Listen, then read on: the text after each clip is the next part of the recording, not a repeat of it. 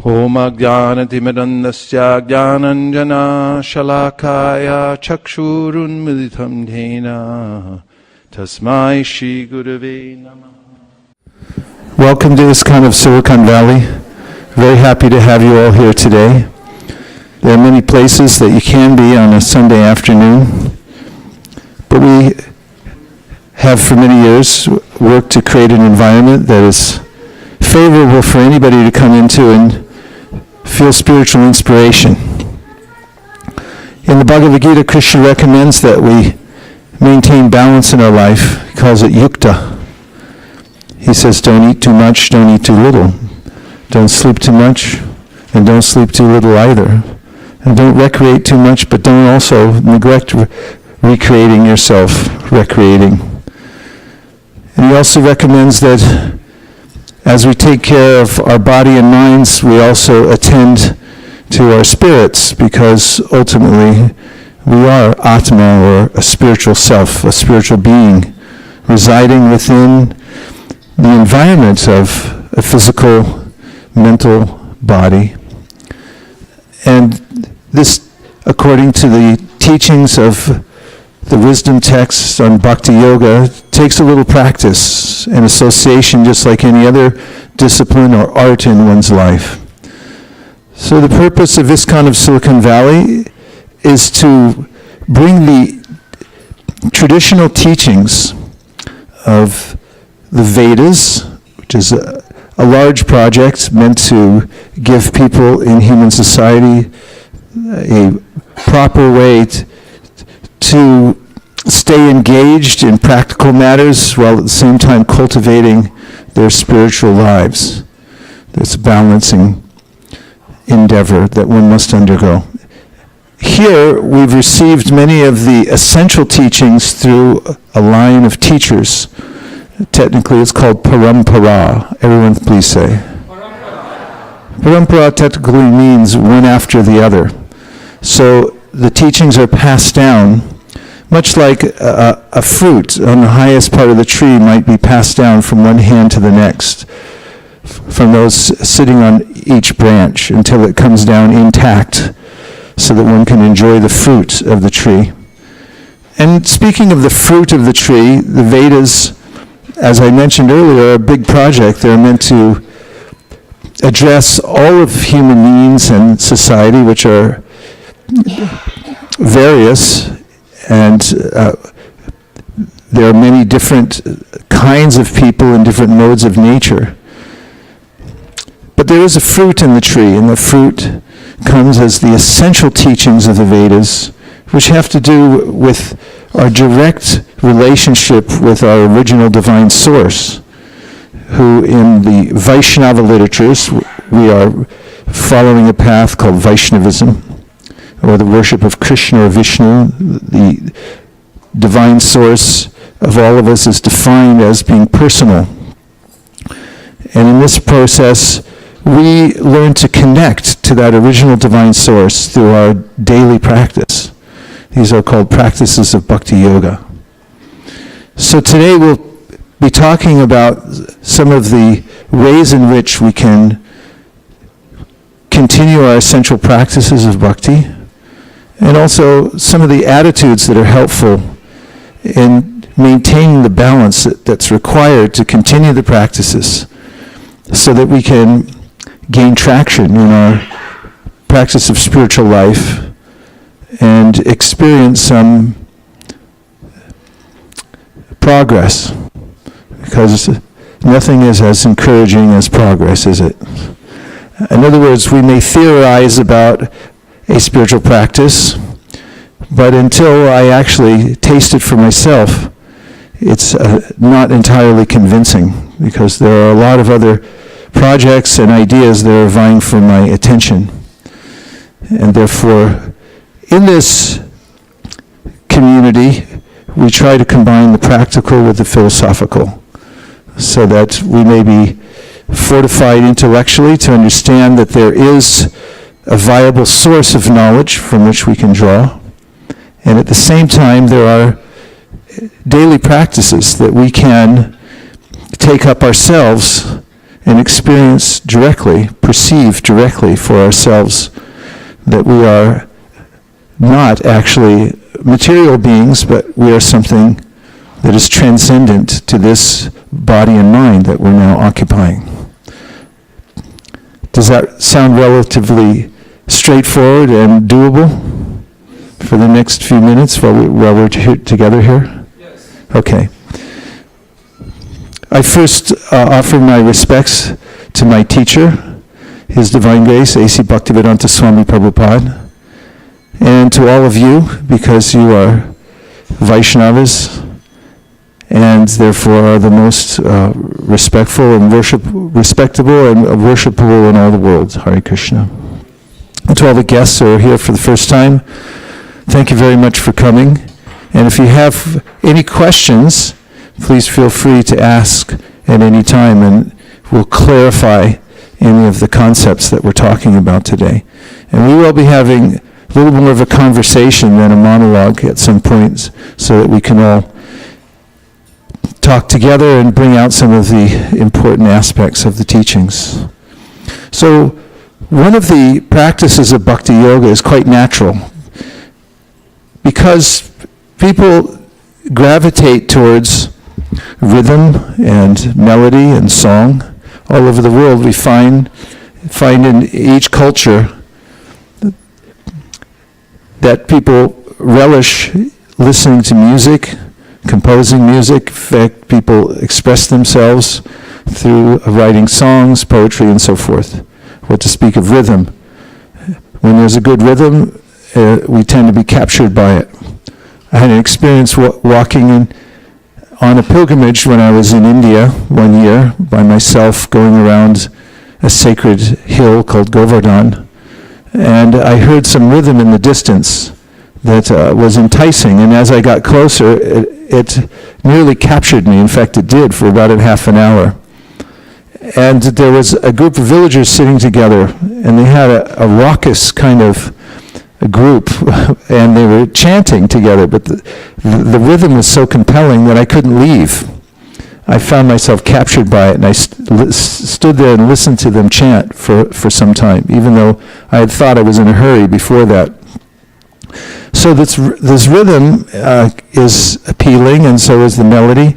So when we combine that with the primary process of bhakti yoga, which is expressing our feelings to our original divine source, Krishna, the Supreme Personality of Godhead, through the mantra, which is in essence a kind of a prayer in which we say, "O my Lord, O energy of the Lord, please engage me in your service." The implication is that one way or another I'm engaged in this world, and many of my engagements are mandatory, and many of them are not up to my ultimate standard. But the Srimad Bhagavatam, the great treatise on Bhakti Yoga, says that the best kind of engagement one can have is to engage in the process of worshiping God directly.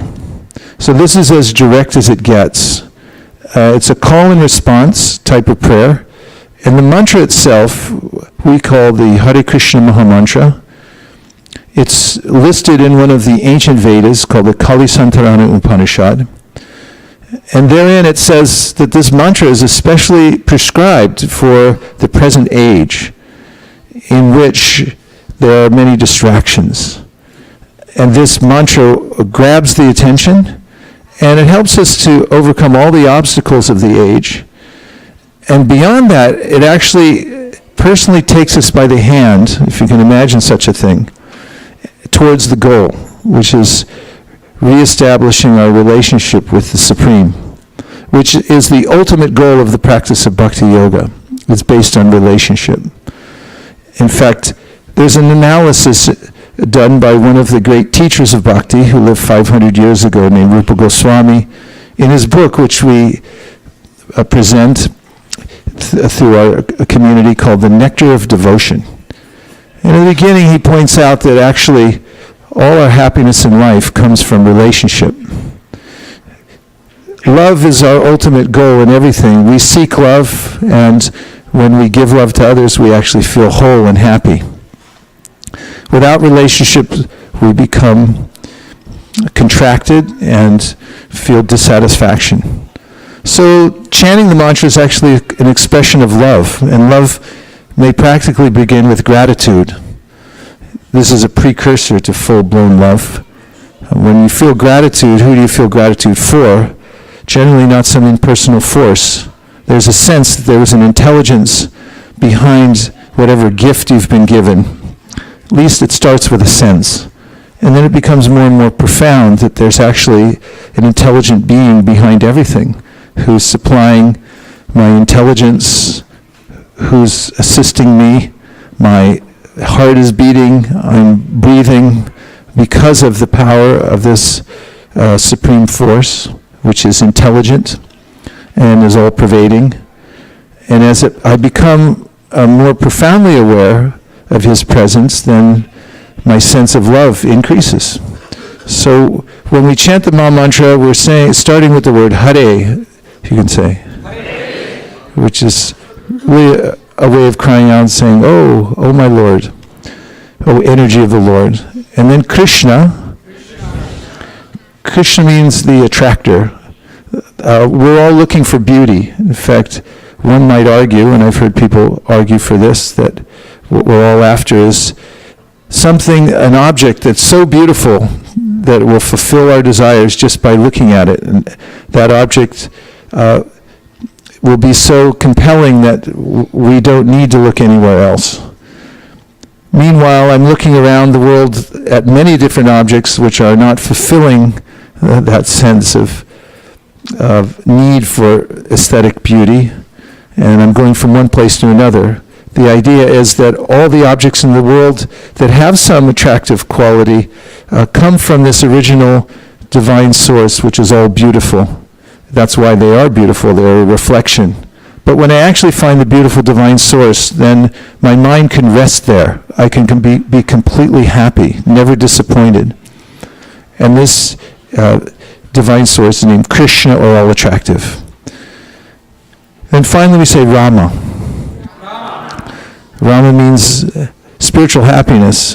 What is spiritual happiness? How can you tell if you have spiritual happiness? One of the symptoms is that all other kinds of happiness seem inferior after you experience the happiness of Rama, or spiritual happiness, because it's the tendency of the living entity, the living force, to seek higher and higher kinds of happiness, more intense kinds of happiness.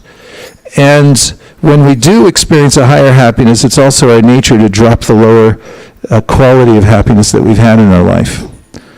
When I was in New York City one year with my friend Prem Kishore, we had a booth set up outside the New York Public Library, and we had books, Srimad Bhagavatam and Bhagavad Gita. He also brought with him from the New York Temple a big box of burfi, which is a very delectable kind of sweet. And he really liked to distribute those. And we met a family that was from Europe.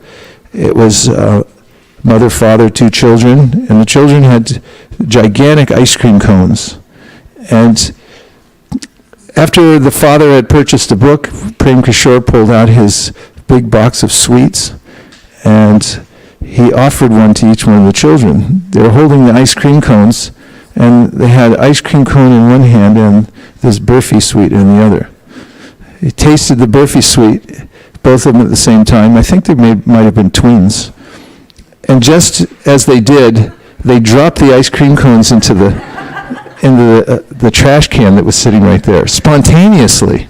It was so spontaneous that it verified this theory that when you experience a higher taste, you give up the lower one. But it was so graphically presented. And similarly, when we experience Rama, or a higher spiritual happiness, it's not that we endeavor to give up bad habits, but they seem unnecessary suddenly because we've developed a habit which is completely fulfilling by connecting to Rama, who's the source of all spiritual happiness. So the mantra theory is that all of these realizations are available through the chanting of the mantra itself. The vibration carries these potencies. And when you use your lips and tongue and vocal cords to enunciate the mantra, then it has its own power and magic. This is called Namachintamani Krishnas. There is a stone called a philosopher's stone. If any of you have one, please see me after class. It is said that by touching that stone to any mundane object, any worthless object, it becomes inestimably valuable, as if it would turn iron into gold, as an example. So when we chant the mantra, it is said to be a philosopher's stone called Chintamani. And the Nam means the name, and these are names of God.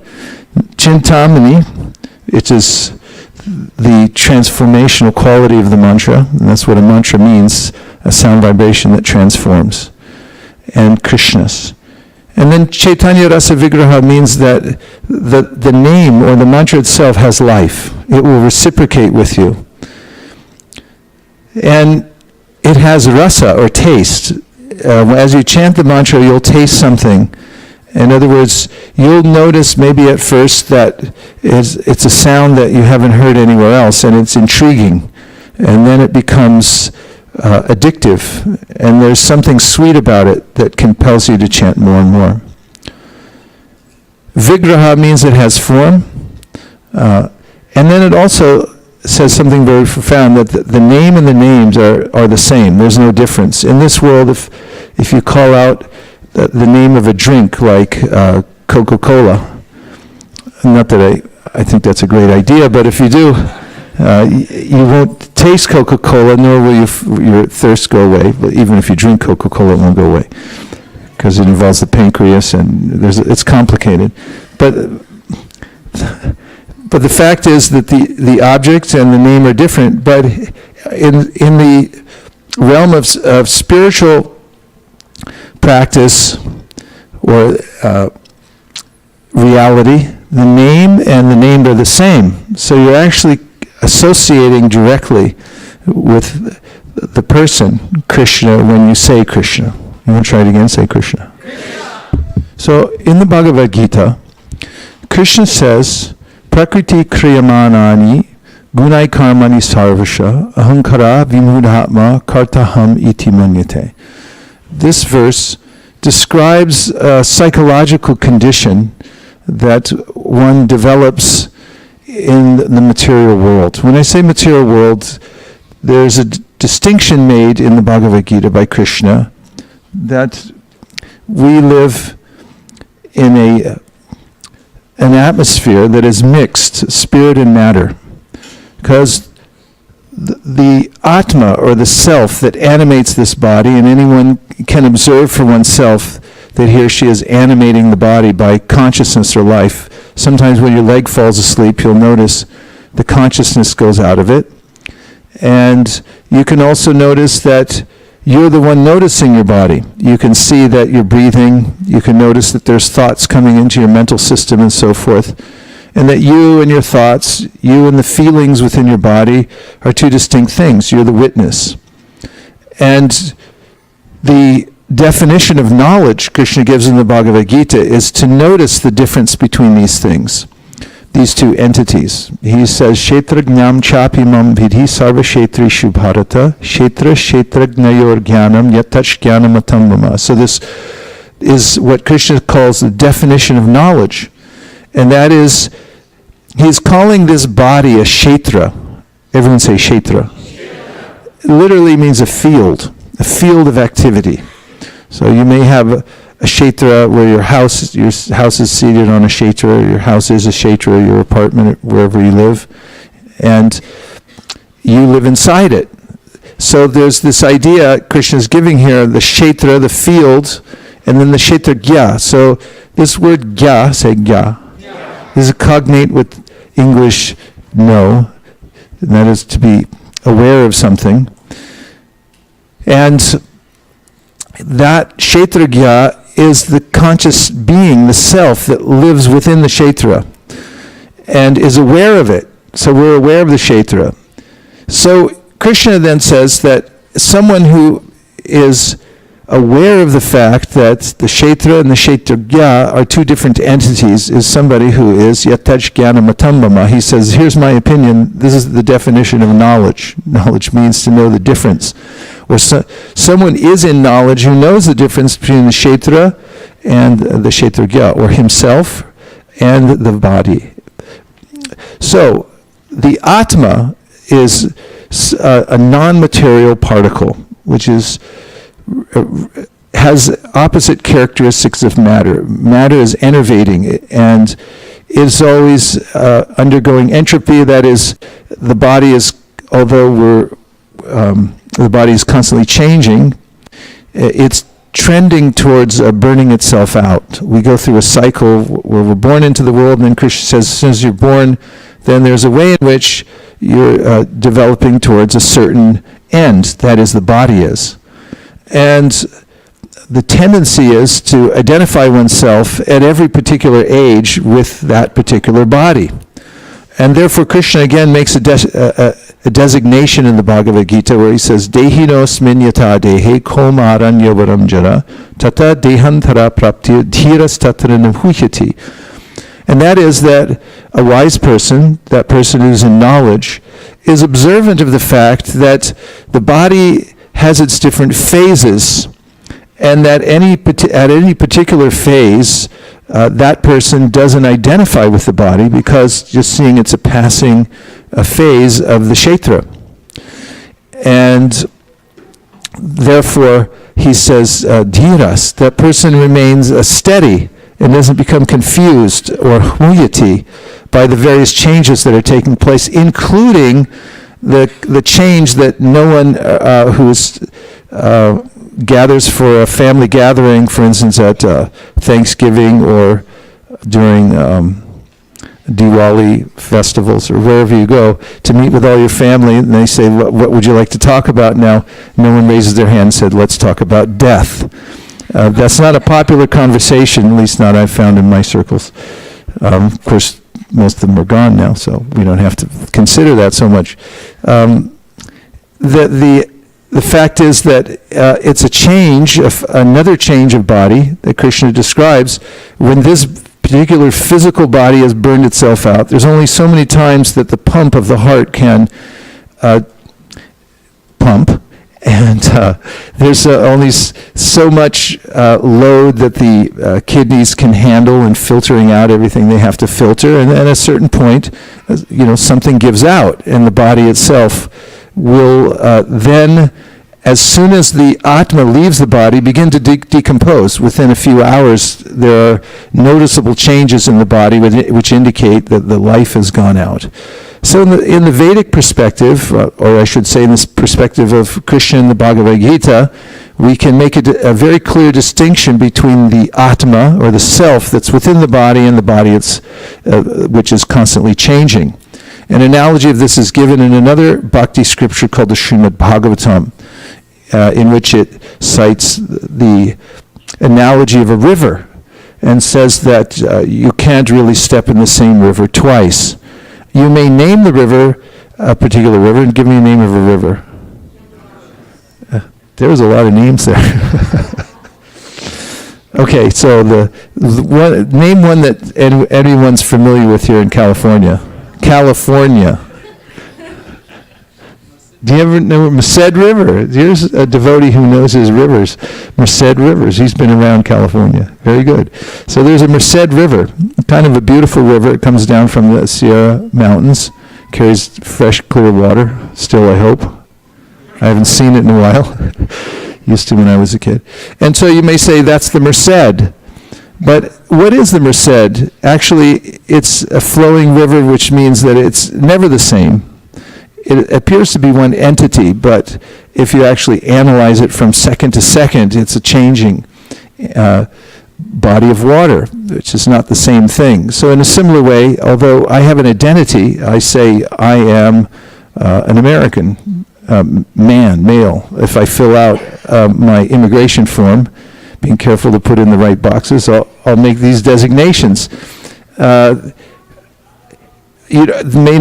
may have been, I was at one point, I believe, from the photographic evidence, a child. And and sometimes, someone's a man, but they become a woman, or vice versa. That can change also. The body is malleable. It can be adjusted in various ways, and it adjusts itself constantly through this process of changing from boyhood to youth to old age. And then Krishna says there's a final change, which is the change in which we leave the present body and we go to the next.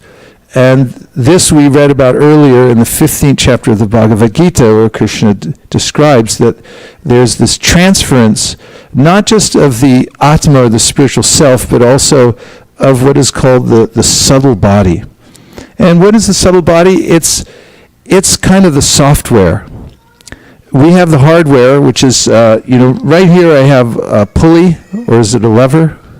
Doctor? Pulley or lever? What do I have here? There's a system I have in my elbow. This bicep is pulling up on the other side. Is it classical lever kind of situation? That's mechanical, isn't it? Say yes, that's mechanical. Help me out here. Yeah, it's mechanical. We have pumps, as we mentioned before, the heart is pumping. And there's a lot of hardware that goes on. And it's very, actually, it's complex. Some people specialize in one area. You might specialize in looking at the liver, and that even one liver cell is very complex, and how it works and how it interacts with various chemicals, how it does its filtering job, and so forth. But the whole body is a complexity of organs that work together, but it's altogether mechanical. And then there's the subtle aspect of the body, which is described as the mind. Mind stuff is extremely subtle. And then there's actually a more subtle element called buddhi, or intelligence, which is said in a hierarchy to be above the mind. And above even the buddhi is something that's non-material, we mentioned before, which is the self, or the Atma. So Krishna describes in the Bhagavad Gita this science of transmigration, that when I leave this particular mechanical, physical body, the subtle body goes along with me. And this is one explanation of why when somebody is born, they have predilections. They have ideas or tendencies to act in a certain way. It's preserved in the subtle body from the last life. In fact, there's a lot of research at the University of Virginia into children at a certain age remembering their previous lives. This is scientific, by the way. It's followed up very meticulously with double-blind study circumstances so that they can actually get real data. And of course, we don't need scientific evidence, but it's very helpful to look even from the empiric point of view and see how this can be observed, this tendency to retain one's proclivities from the last life, so coming into the next body. So there is another element in my subtle body, which is a very interesting element. It's what provides the ability for me to identify with the body and the mind, and it's called ahankara. And this is also named by Krishna in the Bhagavad Gita as one of the material elements. So he names the various material elements. He says, Bhumir apo analo vayu kamano bhudirevacha ahankara ityame binna prakritir ashtata. That's earth, water, fire, air. See if you can identify them in your body when I name them. Earth? Anything? Otherwise you're going to be like a little water balloon. Because when you take the earth out of this body, there's just a water balloon. Okay, so earth, water. 75%. Yes, 75%. Thank you. Fire. 98.4 only. You're two ticks below 98.6. Okay, so 98.6 is pretty hot. We're actually burning up. Fire, air. Take a breath. Ether, that means mind space. I don't know if you could notice that. Mind. Okay. Intelligence. And then there's ego. So this is actually named as a hierarchy, so there's And then there's, beyond this, Krishna says, and I'm reiterating for an effect, he goes on to say, Aparayamitasthanyam prakritim vidi me param jiva bhutam mahabaho yayedam daryate jagat. Besides these gross and subtle elements that make up this body, there is a spiritual entity that animates the body and maintains it, actually, because without the presence of this animating force, this spiritual force within the body, as I said, immediately begins its process of rapid disintegration. So, now what is the ahankar? You can think of it as aham means I. Say aham. I. So it's a sense of I-ness. Who am I? And then you have the word kara. Kara, say. Kara means what I do. So we're known as human beings. It's like, so whenever you meet somebody, anywhere you go, they'll say, hey, what do you do? They don't say, what are you? Are you your mind, your body, or something else? They say, what do you do? Like, I don't know, what do you do? I work all day. What do you do? I work all day too. So we identify with what we do. And there's another way of looking at ahankar. Car means what you drove here in today. So I am my car. This is an idea that we're familiar with, because if somebody hits your car, what do you say? You say, okay, you might say you hit my car. That's a step above what I was shooting for. You hit me. So you hit me. It's not really philosophically accurate because you're not your car, but you're not your body either. So you just say, I broke my arm, or my arm's broken, or I'm hurt. This is kind of a misnomer because we're not our body. But the ahankar is the psychological factor that helps us to, or allows us to identify as something that we're not. And so this ahankar is a psychological condition that keeps us entrapped in a limited condition of circumstances. We have heard of a limiting belief system. So we would say that the idea that I'm my body and that I'm a physical being, this is a limiting belief system, because you're something much more than that.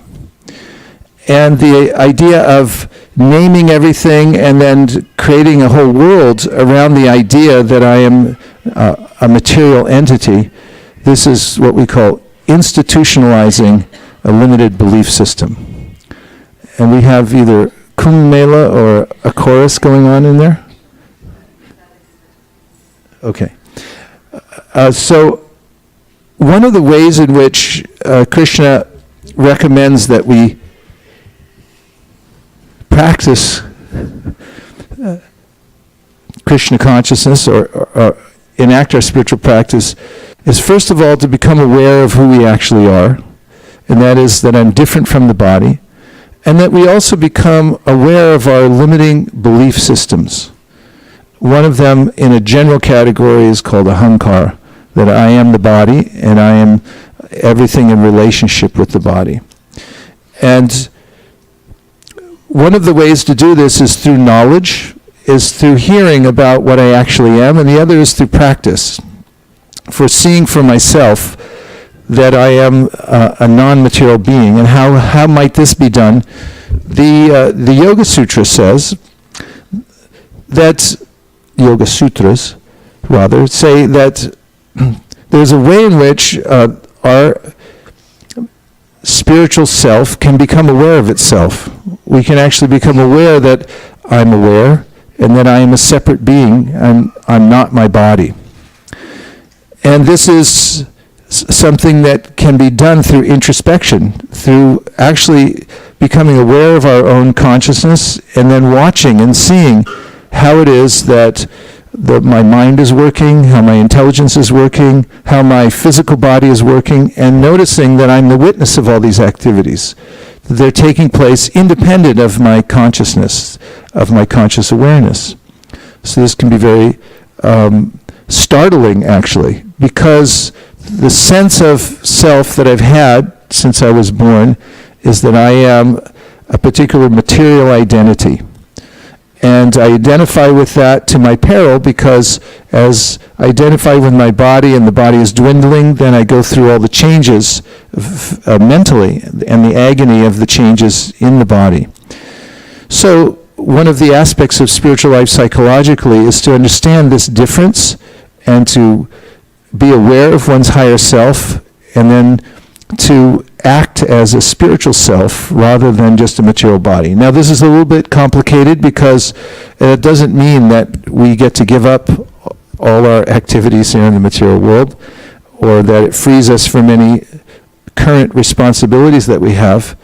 But it does mean that we'll have a different perspective as we're doing what we do, that I'm doing it for a higher cause, and then I'm actually not the one that's fully enacting all the things that are taking place. They're going on because of the force of material nature. So the first few concepts that I've mentioned now are open for discussion. If you have some reflections of anything that you heard so far, anything that you want to feed back, then we'll take some time to discuss either reflections or some questions. Yes.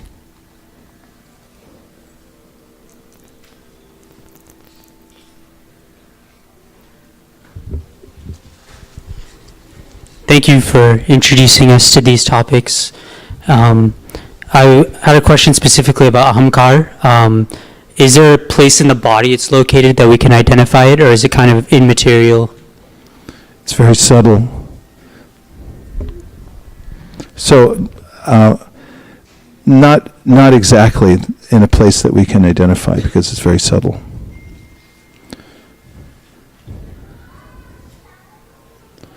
Reflection means it's anything that you heard so far that caught your attention that you can reflect back.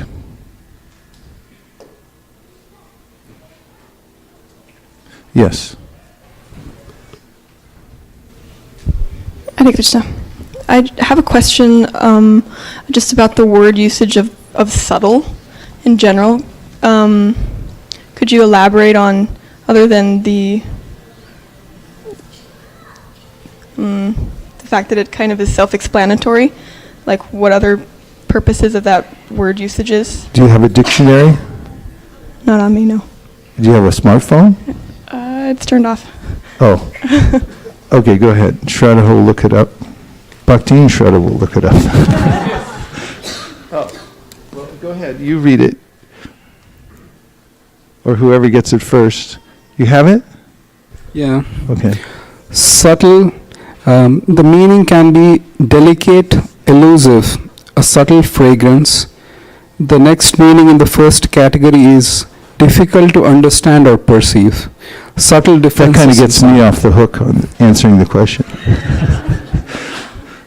Subtle differences in the sound. Then the second category of meaning is perceptive or refined. A writer's sharp and subtle moral sense, having or marked by a keen insight or ability to penetrate deeply throughout, a subtle scholar. So, operating insidiously, subtle poisons. So, those are the few meanings. Does that help? I mean, some things are, one of the meanings of subtle is very difficult to understand. You know it's acting, but you don't know exactly how it's acting. Like some medicines, they're just a molecule or two that goes into the body, and then it makes all the difference in the world. But how it actually interacts and does that is nearly inconceivable. Vaisesika. Hare Krishna Guru Maharaj. I have a question about the subtle body. You mentioned that after the death, it goes directly with the soul. Where the desires which we have, are they in the subtle body? Yes.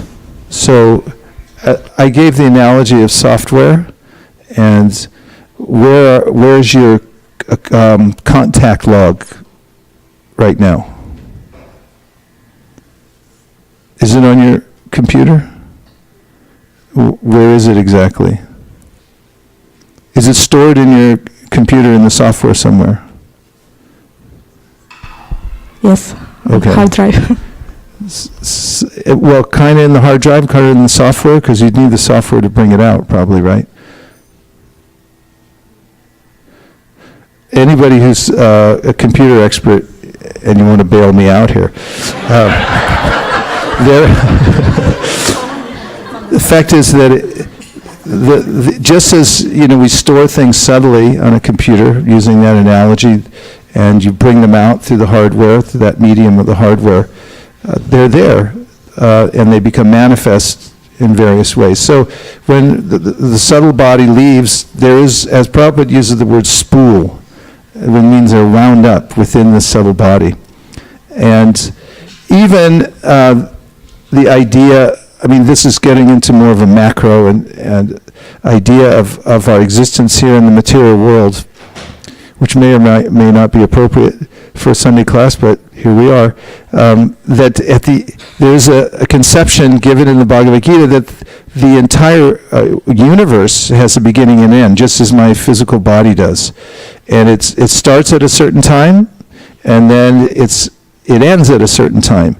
And all the elements which are in various combinations, permutations right now, get unmanifested or demanifested. There's a way in which they're backed up until they become neutral or nondescript, and then they're wound up. All of the elements in that neutral state go back into the body of Mahavishnu, who's the great creator of the material world. How's that? And within that conglomerate is the multitude of Atmas who are identified with the material world through ahankar. They go back into the body of Mahavishnu, and they stay there for a long time until they're remanifest. Now, the material world is manifest and unmanifest at intervals. The approximate time of the universe is 311 trillion years. And then it becomes unmanifest for a certain amount of time, which is a long time, even in geological time. And then when Mahavishnu remanifests the world, we come out. So the Srimad Bhagavatam says, Asau gunamayar bhavir bhuta sukshmendriyatmani sanirmiteshu nirvishto bhute bhuteshu tadgunan. At the time when the cosmos is remanifested and those living entities come back out again, they still maintain the connection with their subtle body, which then is reenacted, reinvigorated, and they're reminded of their previous desires. They're still there. So one of the ways in which mukti or liberation is described in the Srimad Bhagavatam, mukti hitva yata rupam swarupena vyavastiti. It means that when that conglomerate of subtle material desires that we've accumulated over many years, which are wound up in a spool in our subtle body, becomes digested by the process of devotional service and transformed into another kind of desire, a spiritual desire, then we become disidentified with the, if there is such a word, from the gross material body and the entire material creation altogether. We're freed from that ahankara, or that link between the material and the spiritual. And there is a positive existence. It's not that when one becomes liberated that now you don't exist or you become nondescript. Actually, we are individuals always, Krishna says in the Bhagavad Gita. That we are individuals in the past. Even in our material condition, we have an identity as living beings, and in the future we'll also have an identity even after liberation, which is highly descript, and we have a relationship with the original divine source of everything, Krishna. So the ahankar and the material desires stay with us as long as we're identified with it. Something like software. Yes, Prabhu. just requesting to support your hardware Please, thank you very much. So, we have a PhD over here in, what is that? Technology you studied? that was wireless radar networking. Wireless? Radar networking. Wireless data networking, okay. Radar, even better, okay, go ahead. So, virtual machines today does similarly the same thing. Like you have a physical machine on which things are running, and then you move the entire VM to another machine. So it's the state moves.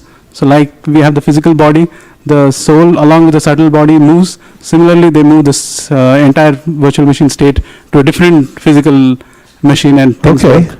I did that recently. I got a new Mac, and I just put a wire, and then somehow it all went to the other machine, right? Everything was still there.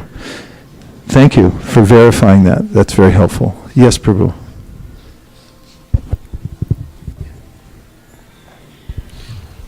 Thank you, Maharaj.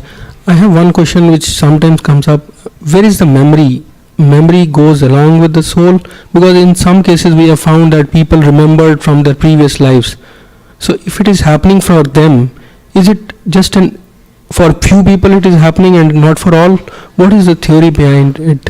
Well, first of all, memory comes from Krishna, because although we're the Atma, there's a supreme Atma who's supplying us remembrance, knowledge, and forgetfulness. And this is something Krishna mentions himself in various places, but the most famous of all verses is in the 15th chapter, 15th verse, where he says, Sarvasya chaham hridisannivishto mattak smritir jnanam apohanam cha Vaideshcha sarver ahameva vejo vedanta kridveda vedeva chaham. Here Krishna speaking for himself says, I'm the source of remembrance, knowledge, and forgetfulness.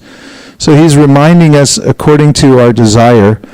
Now, as you mentioned, I had talked about some empiric studies that take place at the University of Virginia, and there's much written on this that you can read and digest for yourself. Some are by the two professors that have been prominent there. One is deceased now. He started the experiments. That department was opened because of an endowment given by, I think, who was it? Oh, Xerox. You said Xerox. Okay, Xerox or Xerox, depending. So, Xerox Corporation, the owner of that company was interested in this idea of reincarnation or transmigration. And he gave an endowment to the university to open a department to study it. And the first of the heads of that department then did some significant studies and found that there were verifiable cases of children at a certain age that were remembering their previous lives, and it was documentable and extremely accurate. Then his predecessor carried on publishing several books in a scientific atmosphere with scientifically proven data and so forth. And we have our own Chaitanya Charan Prabhu, who took it up from there. He's a brilliant scholar who travels the world and speaks on various topics. And he has written a book which is specifically about the research that these two professors have done at the University of Virginia. Only he helps to bring it a little further, because as with any kind of theory or presentation of data, there will be detractors. And there are people who argue that no, this data isn't accurate because of various scenarios that they'll name. And he's gone through scientifically over 10 years and collected the various arguments against that empirical data being accurate, and has then re-explained it in such a way we can understand that it is accurate. In other words, he's defeated the various ideas against it. So the memory comes from Krishna, and we remember at various times various things according to our previous activities and our desires. For instance, we have what's called karma, and karma comes in various phases. So karma is described through analogy oftentimes with a seed and the tree. You know, which came first, the seed or the tree. Therefore, karma is known as anadi. We can't trace it out, because how can you trace out which came first, the seed or the tree? And just as a seed and a tree have various phases of development, so similarly karma does as well. There's a subtle phase which the seed hasn't yet manifested, and then it manifests, and then the seed actually fructifies and grows, and then it grows into a tree, and then a tree gets fruit. So these name the various phases of karma.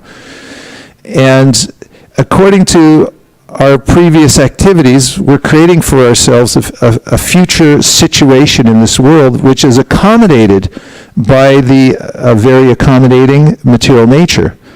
The nature we live in is known to be highly accommodating. Just as when you cut your arm, it heals, it happens automatically. So similarly, just as we desire and we conduct ourselves in this world, we develop a momentum which leads to a continuum that affords us various kinds of facilities in the future, including the physical body that we attain. And according to the body we attain, we may have more or less opportunity to remember things. For instance, if someone takes birth as a rabbit, for instance, and today's a good day for it because rabbits are celebrated on Easter here in at least that's what I remember as a kid. The Easter Bunny. If you take birth as a rabbit, you'll remember mostly rabbit-type things because you have a rabbit brain, and that's your karma. If you're born as a human being by some great fortune, because the Vedas describe that this is an opportunity where you've come to a juncture where your intelligence is more available, or it's able to expand to the point of asking really big questions like, am I the same as the body, or am I different, and so forth. And your recollection, even of previous lives, may be available. Of course, we have exceptions to that in any given body, according to the person's journey through this world. That soul can remember things, even previous lives. We have the case, a bit of an aberration, but it's Bharat Maharaj, who was a king, and he renounced his kingdom to go to the forest to attain perfection in spiritual practice. And he got just to the verge of perfection, and then he slipped from his practice. In fact, he became attached to a forest deer, and he became so obsessed with the deer, he gave up his practice and just took care of the deer. And then when he died, he was fully meditating on the deer. And when I say fully, you have to read the story to understand it, how much he was thinking of the deer. And then in his next life, Srimad Bhagavatam, the great bhakti scripture, describes how he took birth as a deer. However, he retained his remembrance that he had been a king, he had been on the verge of perfection, and now he took birth as a deer. Now as a deer, he went back to the same place where he had started his meditation practice and was trying to keep it up. So if you ever see a deer doing hatha yoga, you don't know what happened. And then he goes on from there, as you know, to various other manifestations. Next one is Jad Bharat, where he becomes a fully enlightened being who doesn't want to interact with the world, but ends up interacting with it and giving us an abundance of knowledge about spiritual practice. So there are various cases and circumstances. Some of them are mandated by the material nature, which awards us a particular body. And also, while we're in the human body, it is said in the Srimad Bhagavatam, Labbam sadulabam idam bahusambhavanti. It's a very fortunate situation to be in, but it's very rare, human life. And you can expand your awareness of yourself, and if you so desire it sincerely, Krishna will help you remember, for instance, what your ultimate purpose is in life. He'll also help you to forget your past bad habits and so forth. Yes. Please, all the way in the back with the blue shirt. Please give this gentleman a microphone. This is related to, who was asking that question that we were just talking about? But anyway, this is related to your question. There are some yogis who have developed the occult power to reveal their previous lives to other people. It's a very secret thing, but it's related to certain twisting of the pineal gland, where the human soul is believed to be attached. And by the way, the science, I'm acquainted with this, but by the way, the scientists, modern scientists, have absolutely not hardly a clue about really what memory is. They're in a very infant stage, and it would take them perhaps 10,000 years to get anywhere close to barely understanding a little bit about memory.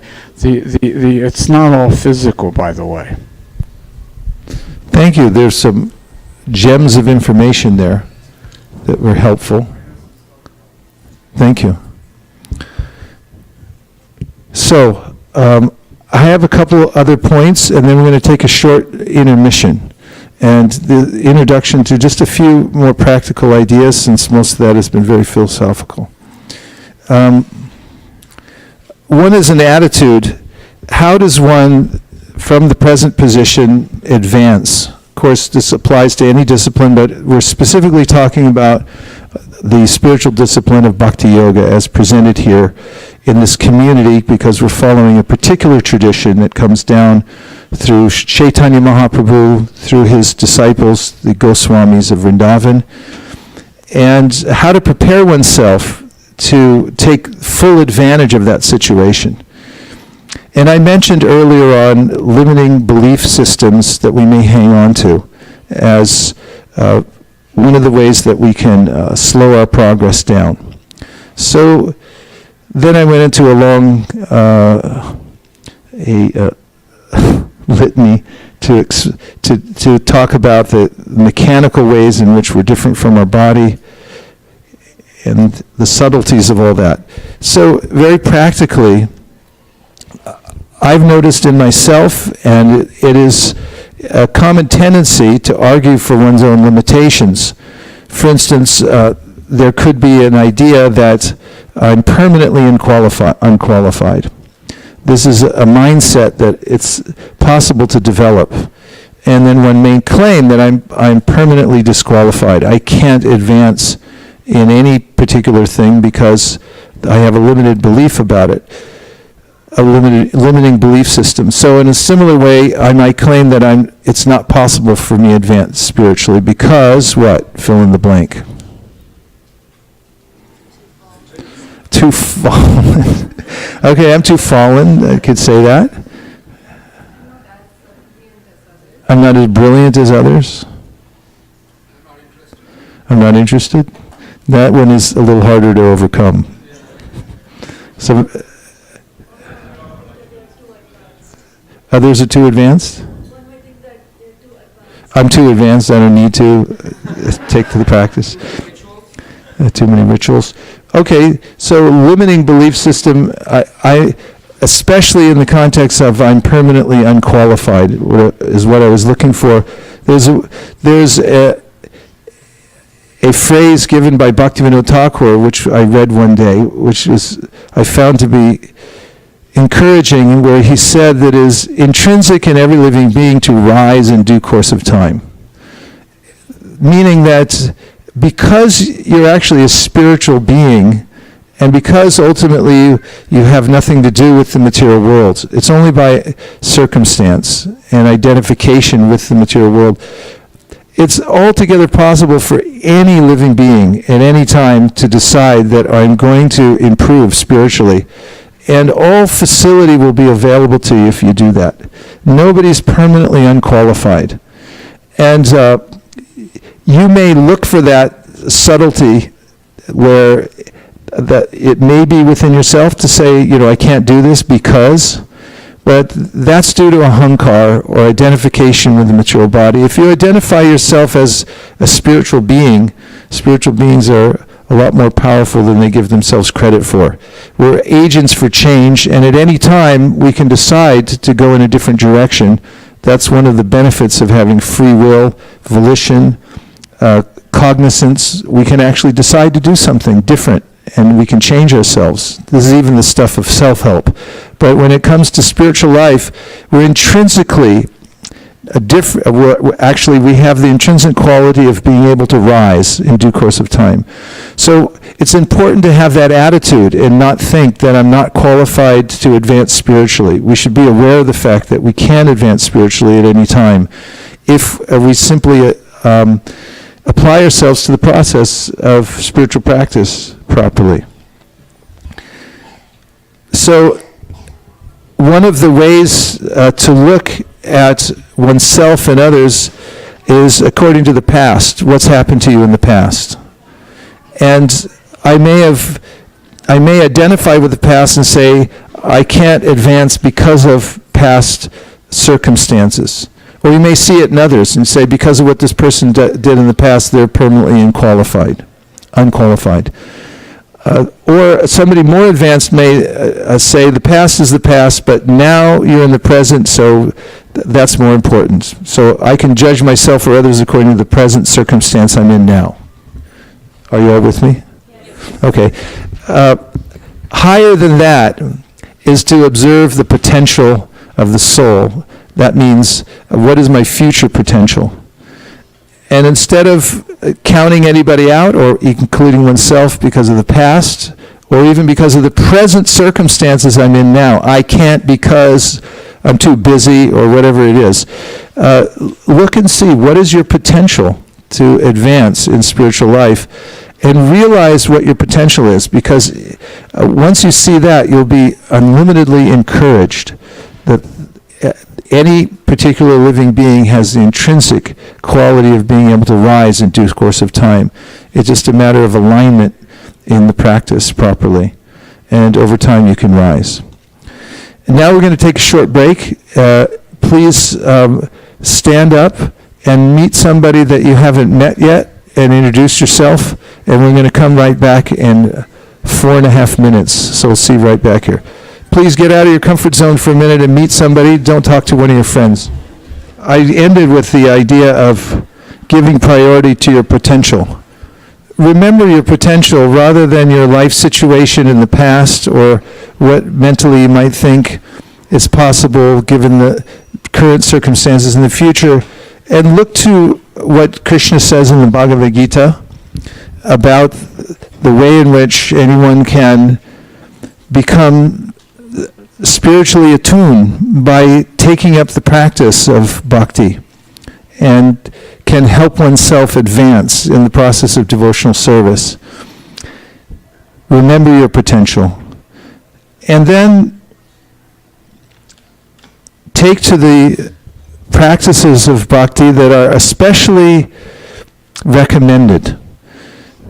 You'll feel a sense of confidence when you do that because there are various practices which are mentioned in the teachings of the disciples of Lord Chaitanya Mahaprabhu that are specifically meant to help us realize our full potential. So here are several of them. One of them is called Shravanam, which is the process of hearing. So we are subtle beings, as we described, because the spiritual self is even more subtle than the mind and the intelligence, and we are affected by what we hear. We may hear deliberately, or we may take in sound vibration as an occupational hazard, but the fact is that we are molded very much by what we hear. When I say I'm talking about the state of our consciousness really is molded by what we hear. So there's a way in which, in the practice of bhakti, a practitioner will refine his or her hearing process. And what I mean by that is deliberate hearing. There are certain sound vibrations that are inherently spiritual according to the teachings of bhakti. And if you deliberately listen to them every day, you'll notice a change in your consciousness and an improvement in your life in general because of the power of the sound vibration. This is one of the ways to unlock your inherent potential, is to increase your hearing. And there are several ways to do that. One way is this kind of chanting that we did earlier, called kirtan, and another way is called japa. Everyone say japa. Japa is a sort of individual prayer, and you can say it to yourself, the same mantra, and listen to it as you're saying it. And this listening and then chanting is a kind of meditation. And you'll identify with the sound vibration, you'll hear it, and you'll experience for yourself that it has a spiritual quality to it. And as you're doing that, you'll also feel yourself improving and your potential coming out. This is one of the statements given in the Srimad Bhagavatam, the great treatise on the process of Bhakti Yoga. Vasudeve Bhagavati Bhakti Yoga Prayojita. Janya Yashuvairagyam Jnanam Chayat Ahaitukam. When you directly practice bhakti, that is, very deliberately enact the simple disciplines, especially hearing, you'll notice that you'll get a knowledge, which I mentioned before is the ability to see the difference between your body and yourself. And you'll also develop a sense of perspective, which is also called vairagya, or detachment from bad habits. If you've ever noticed that bad habits are easy to pick up, I hope it's not just me, and they're hard to give up in the end, right? So how do you do that? You need some kind of a solvent, just like if you have a nice white carpet and you spill, let's say, cranberry juice on it, what do? What do? Somebody tell me. Is it club soda or what? You know, there is a solvent that takes it out. So you need to know what is it? OxyClean. Okay. We have a commercial for OxyClean here. Hi.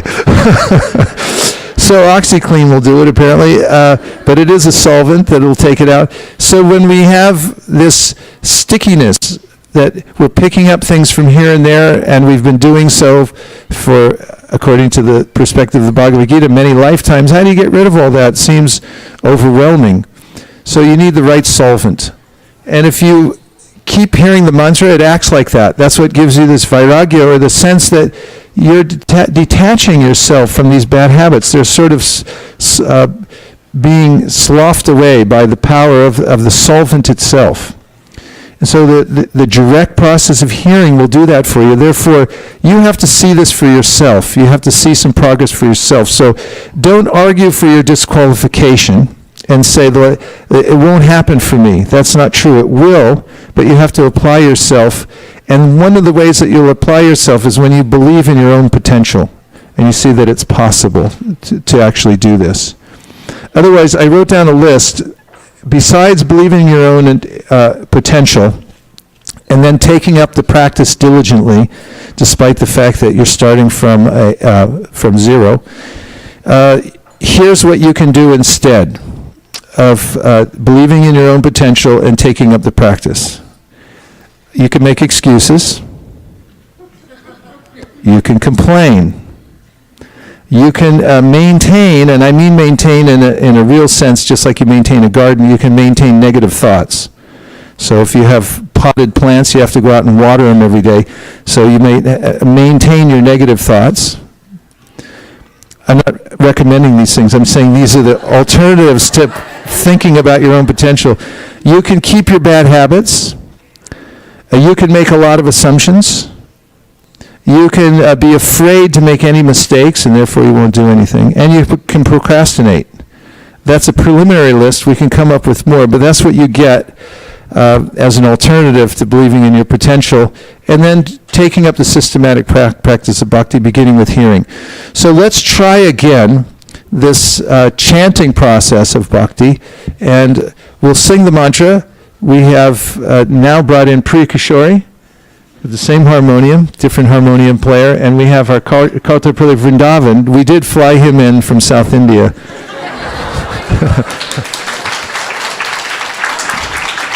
And we have here on Easter Sunday the Hare Krishna singers. So here we go. Hare Krishna, Krishna Krishna, Hare Hare, Hare Rama, Rama Rama, Hare Hare. Hare Krishna, Hare Krishna, Krishna Krishna, Hare Hare, Hare Rama, Hare Rama, Rama Rama. Then there's japa, which is done for oneself, by oneself. And many of the practitioners use a counting system. In fact, it's recommended that you count how many mantras that you chant during a given day. So one of the ways that you can do that is to have some beads. And the beads you hold in the middle finger and your thumb, and then each bead you capture. You can say a mantra while rolling the bead between your fingers. So it would be like, thank you.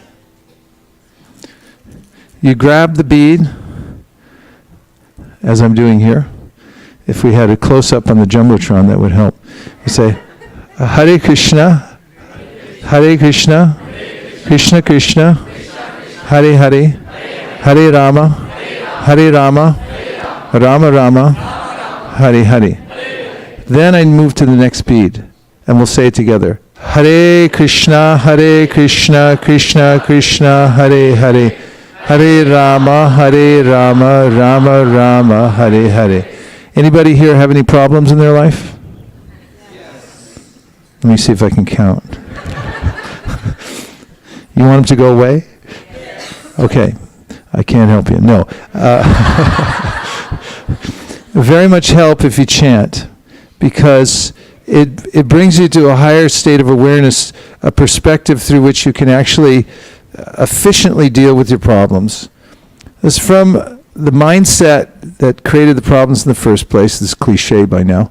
It's very difficult to deal with the complexities of life.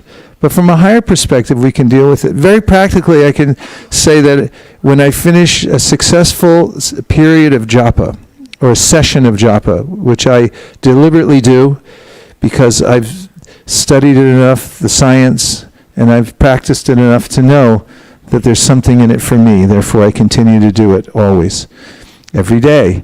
And every time, it never ceases to amaze me, but I always notice a very dramatic difference. And sometimes it happens while I'm chanting, and sometimes it happens after I've chanted, but I always notice it, that there's this very powerful effect that comes from the mantra.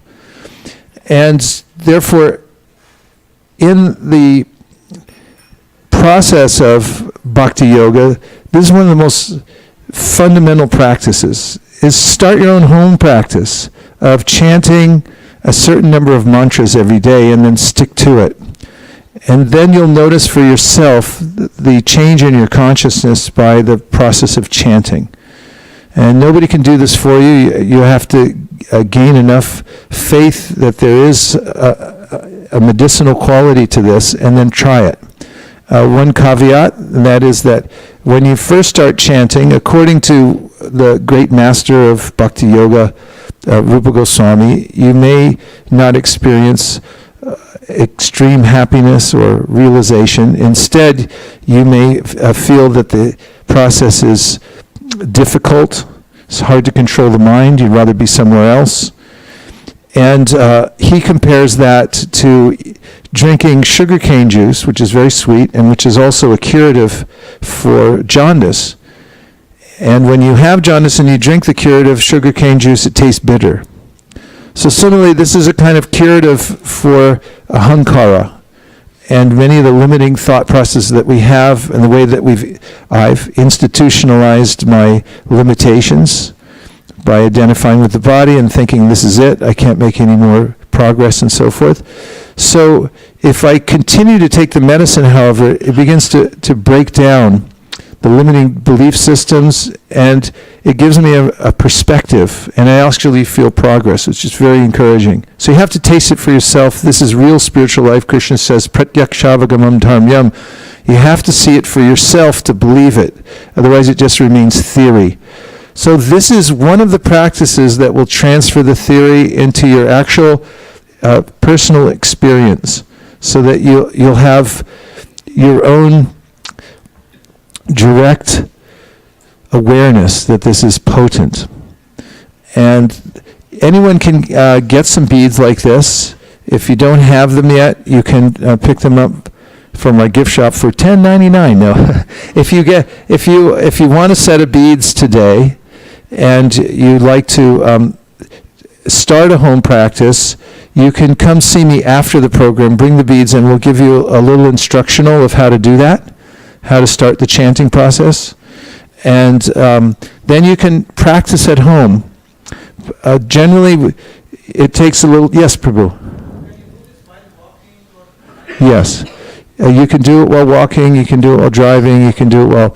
I wouldn't recommend doing your actual meditation while driving, because it's a little distracting, and you don't get the full effect of stopping everything. There's a tendency for the mind to want to keep moving. That's why you might notice when you sit down, then somebody tells you within your mind, get back up again. What are you doing sitting? Like, it used to be a thing parents said back in the old days, don't just sit there, do something. And actually I saw a book on meditation, it was called Don't Just Do Something, Sit There. And Arjuna asked Krishna about the nature of a self-realized person, and he asked, how does he sit? How does he walk? You can walk a little bit more meditatively. If you pick a place that's an open runway, so you don't have to dodge things or people, and you're not looking in windows and things like that. If you walk back and forth and you chant very deliberately, and that you're aware that you're chanting, that you'll be able to, and you're able to cognitively be aware that you're doing the process, then it'll have a good effect. And you can also try sitting for a little while and see how you feel. Do I feel like getting back up again? Can I concentrate?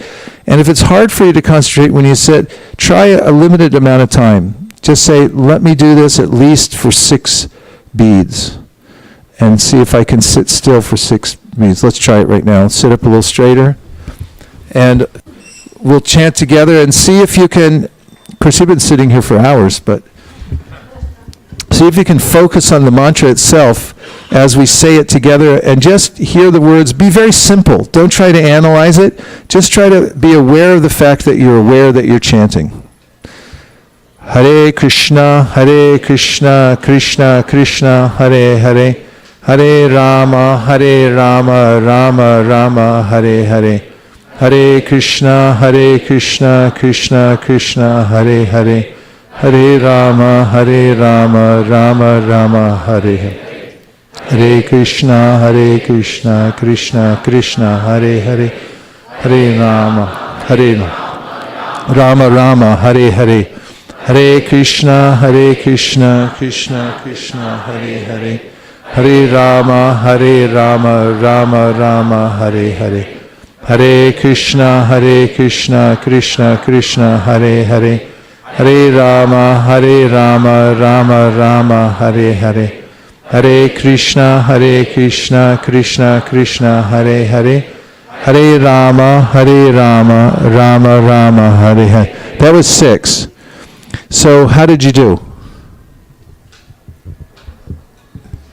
Were you thinking about where you parked your car? Anything else? It's helpful to recall the way in which your mind reacted when you chant. You can see that it may have gone elsewhere, but practice bringing it back to the chanting, and be aware that you're saying a sacred name. And if you keep your awareness on that and you keep practicing, you'll notice the difference in your life, and you'll improve in the practice of bhakti, which means that you'll find that bad habits tend to not stick to you as much, and that you'll also be your mind will be more attentive to hearing spiritual sound. And this is a sign of recovering spiritual health, when you become interested in spiritual sound. So where else is spiritual sound available? In the Bhagavad Gita. This is one of the especially revered literatures that teach basic spiritual principles. And you'll find that they're systematically presented by Krishna in the Bhagavad Gita to his disciple Arjuna. And you can fortify your practice of spiritual life by reading a little bit from the Bhagavad Gita every day. Even if it's one verse, you'll find as you do so that it's speaking directly to you. It's the same voice that you've heard in your heart many times, advising you properly. You're getting it from an external source as well. And those two, when harmonized, then give you great advantage in moving forward in your practice of spiritual life. So for a home practice, start off with getting some beads, and then practicing every day, being aware of the Hare Krishna mantra, chanting it yourself loud enough so you can hear it, and do that for as long as you can. Pick a number that you don't go below, and that can be part of your home practice. Does that sound okay? Say yes. Also, I recommend get a Bhagavad Gita and go through it at least verse by verse and just listen to the commonsensical wisdom that comes through the Gita and the explanations of each verse. And you'll find the combination of these two will give you a profound advantage, and you'll be able to develop yourself from a higher perspective, getting help from the chanting and also from the hearing of the Bhagavad Gita. So now we have an opportunity for a third kind of bhakti practice, which is dancing. So we're going to clear the floor here of all the asanas and this carpet, and then we're going to stand up on this dance floor, and we're going to have some more kirtan, and feel free to move your feet to the music and to go into kind of a devotional mode of dancing, and you'll find that it's quite effective in releasing all of the limiting belief systems that you might carry around in your heart. They'll just go flying away. Thank you very much for taking time to come down to ISKCON of Silicon Valley. And just after the kirtan, soon after, we'll be serving prasadam for not just everybody here, but everybody within Santa Clara, San Mateo, San Francisco counties. So if you know anybody, call them and tell them to get down here fast, because we're feeding everybody. Thank you very much.